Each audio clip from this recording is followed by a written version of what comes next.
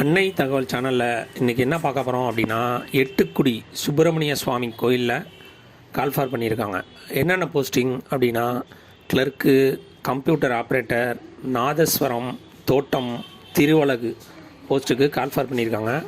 அதுக்கு என்னென்ன educational qualification அப்படின்னு பார்த்தோன்னா, எழுத்தருக்கு 10ஆம் வகுப்பு தேர்ச்சி பெற்றவங்க விண்ணப்பிக்கலான்னு சொல்லியிருக்காங்க. கணினி பணியாளர், டிகிரி இன் கம்ப்யூட்டர் சயின்ஸ் முடித்தவங்க விண்ணப்பிக்கலாம். அதை தவிர தமிழ் மற்றும் ஆங்கிலத்தில் கவர்மெண்ட்டு டைப்பு முடித்த சர்டிஃபிகேட் வச்சுருக்கணும் அப்படின்னு சொல்கிறாங்க.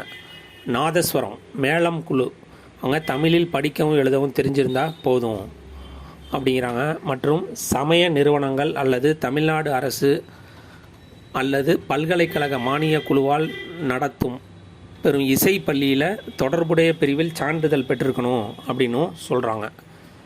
தோட்டம் உபத்தொழில்னு போட்டிருக்காங்க. இதில் தமிழில் எழுத படிக்க தெரிஞ்சவங்க விண்ணப்பிக்கலாம்.